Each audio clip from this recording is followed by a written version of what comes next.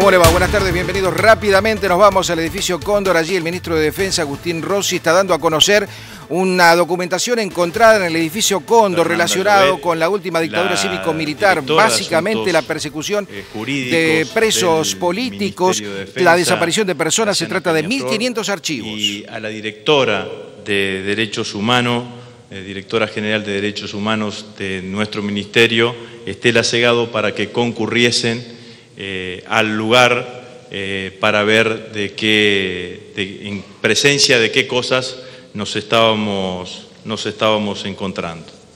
Desde el día viernes hasta el día de hoy, un equipo de 12 personas de la Dirección Nacional de Derechos Humanos estuvieron trabajando, fundamentalmente tratando de preservar toda la documentación allí realizada, tener un primer relevamiento y una primera sistematización de lo hallado. Tuvimos que trasladar todo el material que estaba primero en el edificio Cóndor hasta otro edificio próximo, que es el edificio Alas, también perteneciente a la Fuerza Aérea Argentina.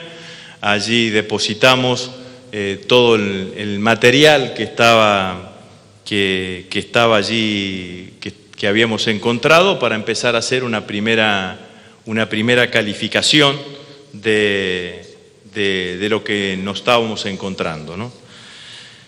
Encontramos hasta el momento 1.500 unidades, digamos, son biblioratos. Dentro de eso hay, cada uno de ellos, muchísima documentación más, que estaban en el subsuelo del edificio Cóndor, dentro de 2 cajas fuertes, 2 armarios y una estantería de 3 metros de largo por 2 metros de alto. Lo que ven ahora son algunas de las fotos en el estado en que se encontraba esa documentación. La foto siguiente es el momento del traslado, en donde llevamos el material encontrado desde el edificio Cóndor al edificio Alas. Esta es una fotografía de lo que estuvieron trabajando todo el personal de la Dirección Nacional de Derechos Humanos, dependiente del Ministerio de Defensa, interviniendo sobre uno de los documentos que allí encontramos. Esta otra fotografía también tiene que ver con momentos distintos del trabajo, ¿no? Aquí quiero hacer la primera pausa, digamos, ¿no?, para precisar o puntualizar alguna de las cosas que yo considero relevante. Lo primero que considero relevante y que nosotros consideramos como relevante, que llegamos a esta documentación por una información que nos brinda un jefe del Estado Mayor de la Fuerza Aérea, integrante de la actual cúpula de las Fuerzas Armadas. Me parece que este es un elemento sustancial que quiero remarcar y acentuar profundamente. No llegamos porque estábamos investigando nosotros, no llegábamos por una intervención judicial, llegamos por una decisión que toma el jefe del Estado Mayor de la Fuerza Aérea de informarnos y de informar al ministro de Defensa de que se encontraba ante una situación de estas características, sin saber, como tampoco sabíamos nosotros, de qué ante qué situación nos estábamos encontrando en ese momento, qué intensidad tenía la documentación allí encontrada, ¿no? Y remarco porque ciertamente me parece que es un hecho cualitativo absolutamente distinto de otras situaciones que se han encontrado, que se han vivido en cuestiones similares. ¿Qué es lo que encontramos? Encontramos 6 carpetas originales de las actas de las juntas militares. Son todas las actas secretas de la Junta Militar desde el 24 de marzo del 76 hasta el 10 de diciembre del 83. Con cronología, de cada una de esas actas, los originales firmados por los secretarios generales de cada una de las fuerzas en los distintos momentos históricos que se estaban viviendo, digamos, ¿no? Cada carpeta incluye una planilla de temas, los temas que se trataban, los temas que se analizaban, las posiciones que tenían cada una de las distintas fuerzas. Son 280 actas originales agrupadas en las carpetas que se ven allí, en esas carpetas que se ven allí. Ese librito verde que está ahí,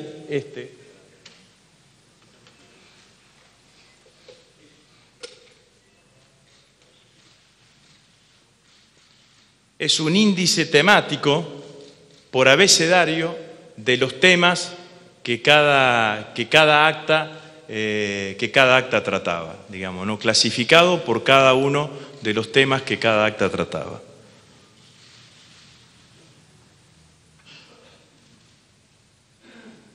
Las actas, como se pueden ver, están agrupadas y firmadas, las firmas de cada uno de los secretarios generales de la fuerza en su versión original.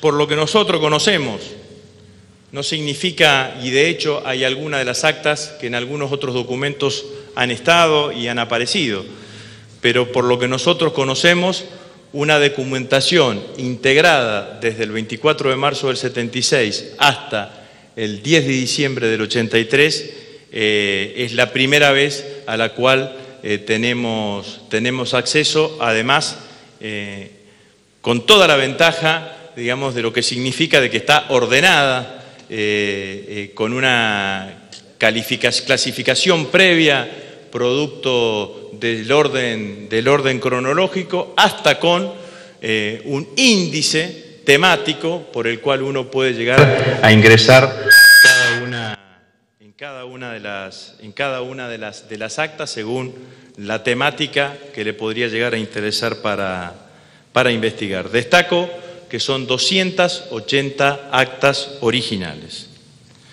Se encontró también en la documentación hallada una profusa cantidad de documentación de la CAL, de la Comisión de Asesoramiento Legislativo,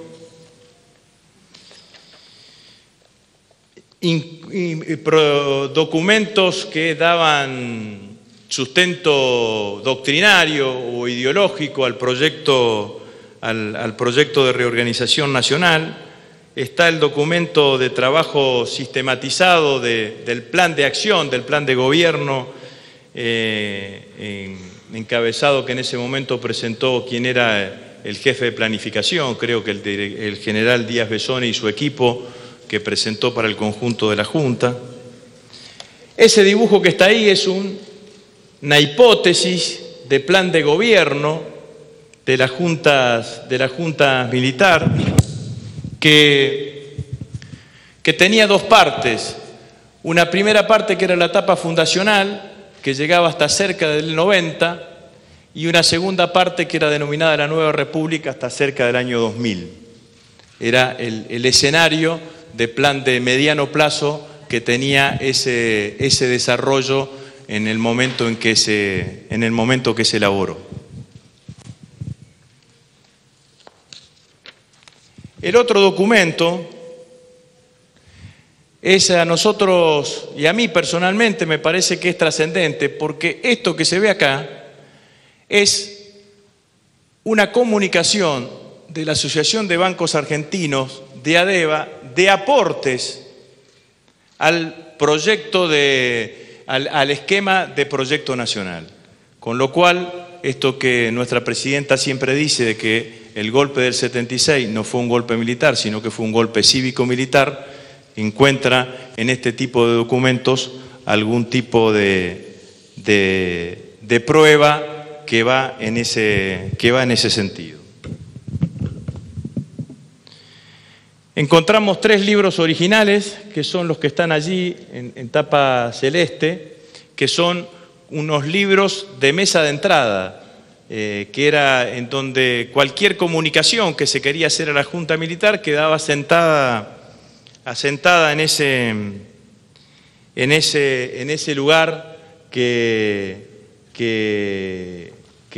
es, desde el punto de vista histórico, riquísimo, digamos, ¿no? Hay algunas de las cosas que hay, están, por ejemplo, me contaba Graciana Peñaflor que lo estuvo revisando, y hay, por ejemplo, está asentado la solicitud de Eve, solicitando y pidiendo por el destino de sus hijos desaparecidos, digamos, ¿no? Está asentado en ese libro.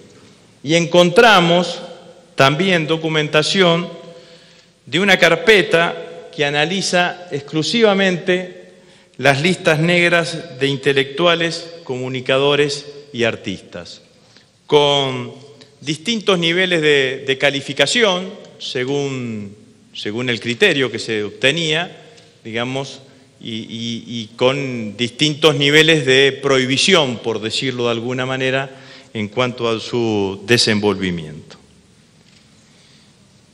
Lo que nosotros entendemos de nuestro primer análisis de la información, además de lo que ya todo el mundo se debe dar cuenta del enorme valor histórico que tiene lo hallado, hay algunas cosas que nos parecen importante destacar, porque pueden llegar a tener no solamente valor histórico, sino algún tipo de valor jurídico. En el caso papel prensa, caso Gravier, fueron encontradas 13 actas originales de la Junta Militar donde se realiza un seguimiento exhaustivo del tema. 12 de ellas están fechadas entre el 15 de septiembre del 76 y el 1 de diciembre del 77, lo que demuestra que el tema era de discusión permanente en la Junta. En el acta número 19, que es del 6/4 del 77, queda claramente demostrado que para la Junta Militar el tratamiento de los arrestos de los familiares e implicados en el caso Gravier se analizaba junto con el tema de papel prensa. Fíjense la copia del acta número 19.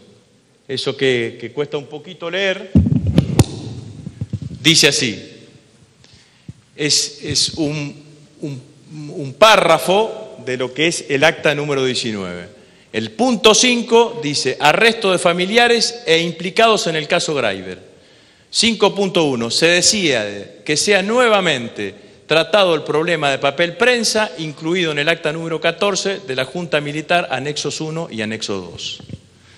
Es decir, que claramente en ese momento la Junta Militar analizaba la detención de los implicados en el caso Gravier, de la familia Gravier, en conjunto con la venta de papel prensa. El acta número 14, a la cual se hace referencia, es el único acta cuya copia está presente en la justicia. Es el acta en donde se queda perfectamente establecido que la Junta Militar autoriza la transferencia del 51% de las acciones de Papel Prensa S.A. a las empresas que contienen los diarios Clarín, La Nación y La Razón. El acta número 14 tiene 2 anexos. El anexo número 1 le dice a los 3 adquirientes del paquete del 51% que el otro 49% tenía que dividirlo entre los diarios del interior. El anexo número 2 le suprime esa obligación de que el otro 49%, y entonces termina quedando el otro 49% en manos del Estado. La cantidad de actas del caso papel prensa en el primer tramo de la dictadura militar analizado en el organismo de máxima importancia o de máxima jerarquía que tenía la dictadura, que era la Junta Militar, demuestra que era un tema absolutamente importante para la dictadura en ese momento, y la forma de tratamiento queda perfectamente establecido que una cosa tenía que ver con la otra. La detención de la familia Gravier tenía que ver directamente, estaba relacionado con la venta de papel prensa.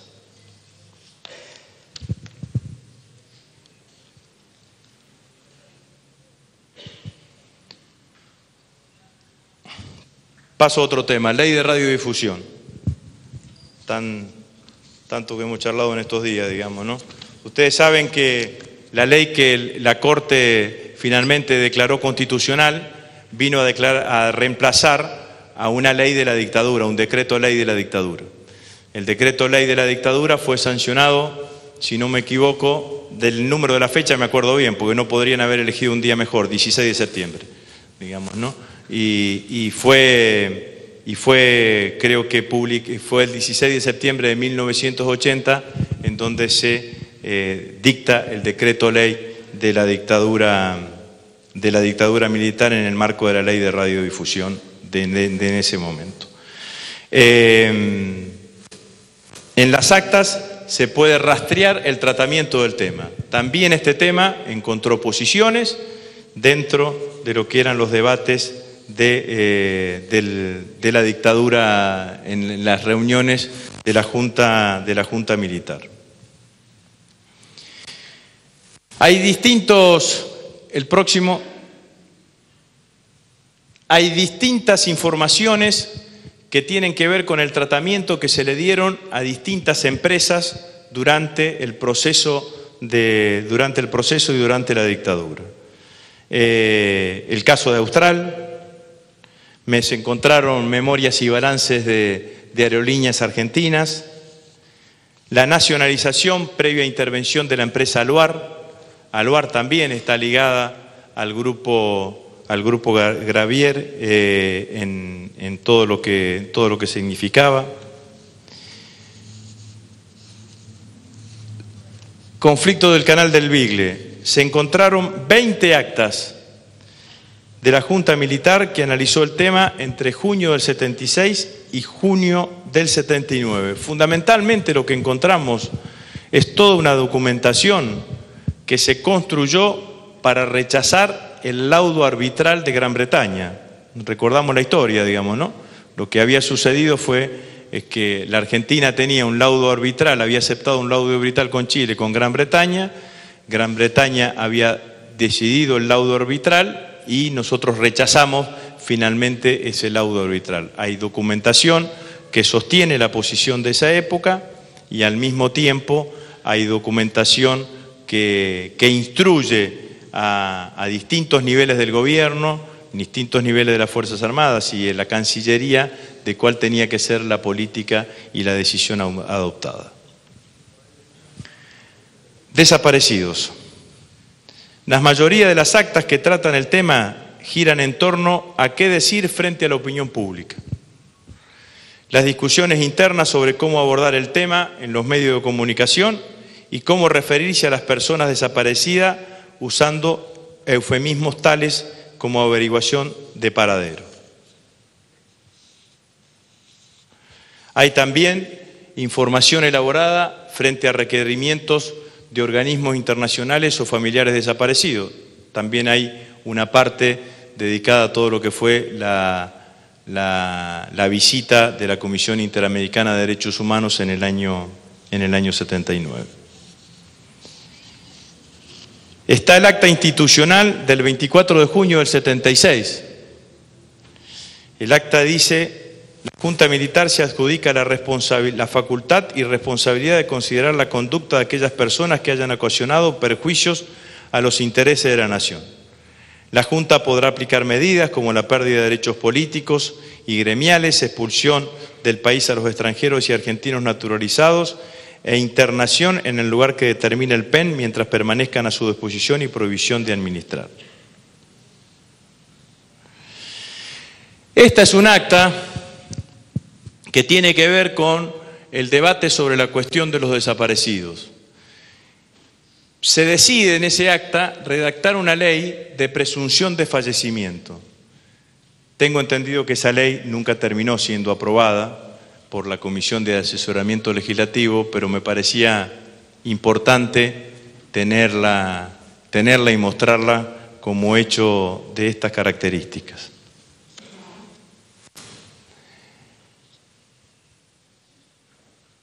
El acta siguiente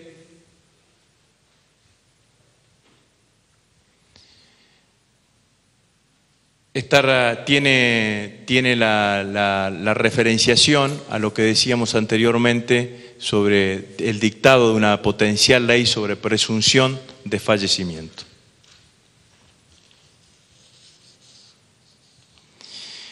El acta número 130 del 11 de marzo de 1980 decide reemplazar el uso de personas desaparecidas por pedido de paraderos de personas.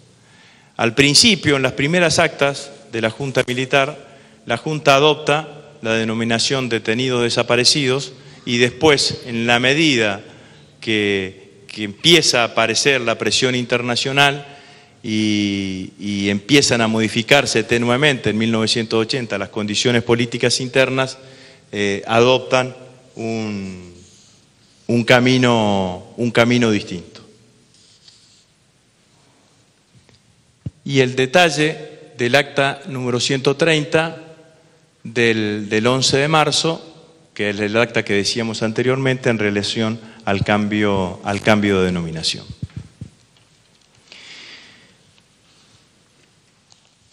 Una palabrita sobre lo que significan las listas negras de artistas, actores, actrices, periodistas, intelectuales. El 31 de enero de 1980 había 331 personas en listas negras, que estaban calificadas con distintas categorías, F1 a F4, según el grado teórico de peligrosidad. Al 20 de octubre de 1982, esa lista se había disminuido de 331 personas a 153, con lo cual quedaba claro que en la medida que nos acercábamos a la democracia, esas listas se iban eliminando.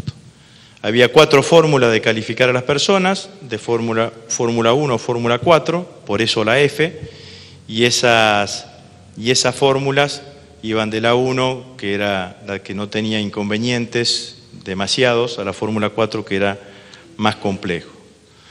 Voy a leer, y es absolutamente arbitrario, porque esta es una lista de 331, algunos de los que estaban dentro de esas listas negras.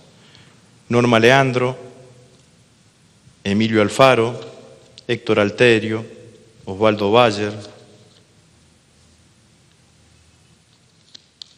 Norman Brisky, Julio Cortázar, Roberto Cosa,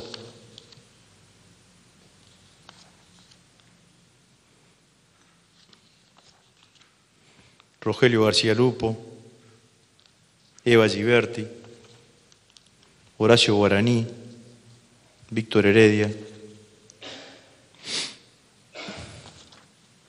Sipe Linkowski,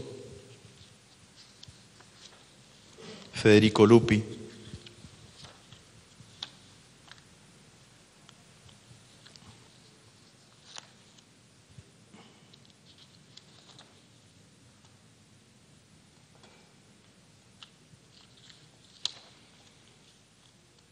Osvaldo Pugliese, Rodolfo Puigros, Marilina Ross,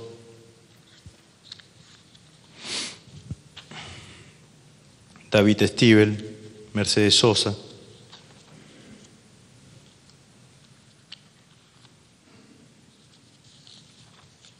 y María Elena Walsh.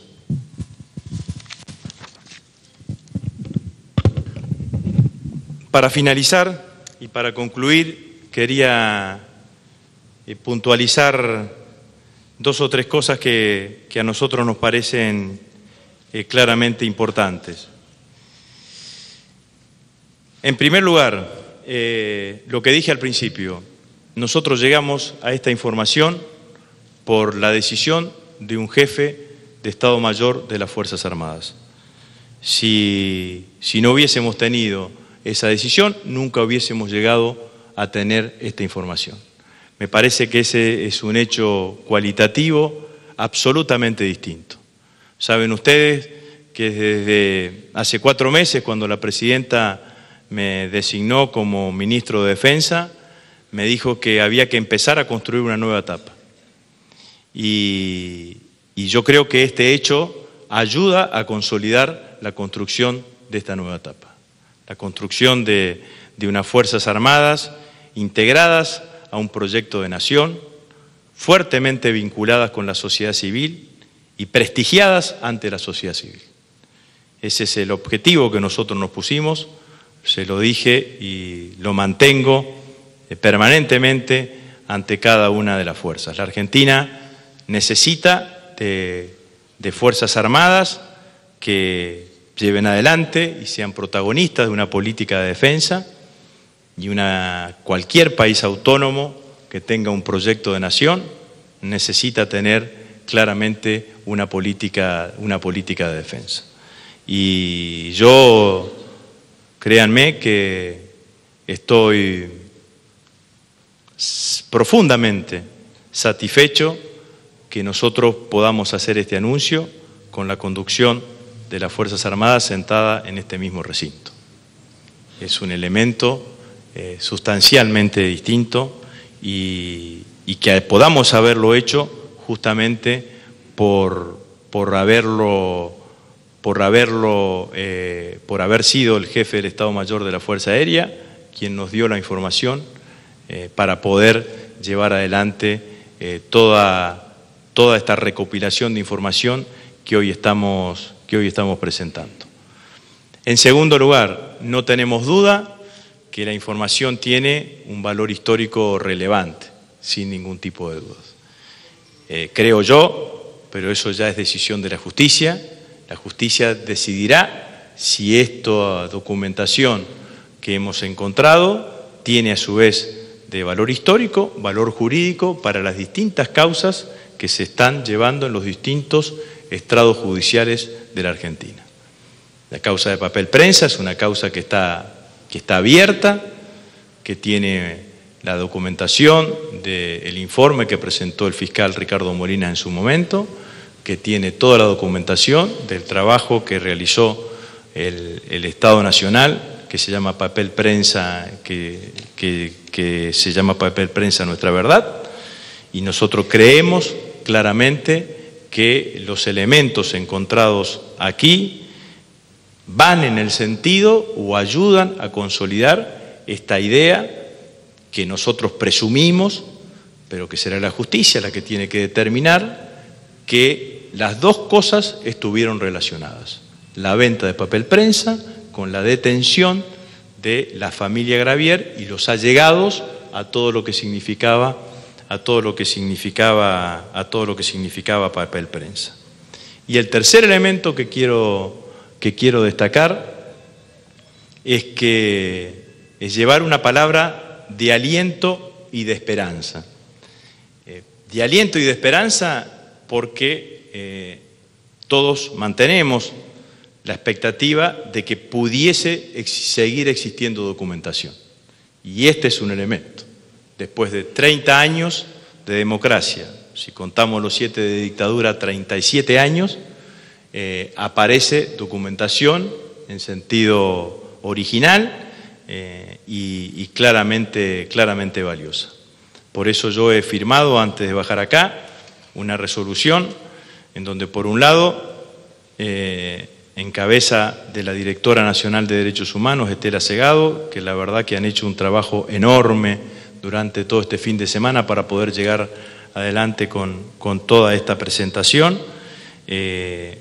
para darle 6 meses para que clasifique absolutamente toda esta información para que pueda ser utilizada y usada de la mejor manera posible. Y al mismo tiempo he firmado una resolución para indicándole a los jefes de Estado Mayor que no sería profundizar, no es el término profundizar, porque los archivos de cada una de las fuerzas y de cada uno de los cuerpos están absolutamente abiertos, que intensifiquemos lo que puedan ser la requisa en lugares no habituales de uso común, en lugares no habituales de tránsito, la posibilidad de que pueda existir en algún tipo de documentación más que nos ayude a ir consolidando esta idea de memoria, verdad y justicia. No puedo dejar de recordar, por sobre todo, entre otras cosas, de que estos documentos aparecen en estos días que estamos conmemorando nuestros 30 años, nuestros primeros 30 años de democracia, y me parece que son un aporte importantísimo. También esta fotografía de hoy acá es un aporte importante a la democracia que queremos construir y que queremos llevar adelante. Y también agradecerle fundamentalmente a la Presidenta de la Nación que cuando me convocó para Ministro de Defensa me dijo: tenemos que empezar una nueva etapa y tenemos que incorporar a las Fuerzas Armadas, que no se sientan en un lugar marginal de la construcción de la nación, que se sientan protagonistas de este proyecto de nación, que este es el imperativo histórico que nosotros, que construimos en conjunto con los organismos de derechos humanos, que construimos en conjunto con el pueblo argentino, esto que ya es un paradigma cultural, que es memoria y verdad y justicia, le demos a las Fuerzas Armadas un horizonte de participación e integración en el conjunto, dentro del conjunto de nuestro país. El 85% de los integrantes de las Fuerzas Armadas hoy ingresaron a las fuerzas después del 10 de diciembre del 83. Y ese es un elemento... Muy bien, estábamos escuchando atentamente la palabra del Ministro de Defensa, Agustín Rossi, desde el edificio Libertador, a propósito del hallazgo de esta importante documentación la semana pasada en el edificio Cóndor, referida a la última dictadura cívico-militar. Tema que estaremos ampliando en minutos, hoy en horario especial, a partir de las 19 en la edición central de Visión 7. Los esperamos.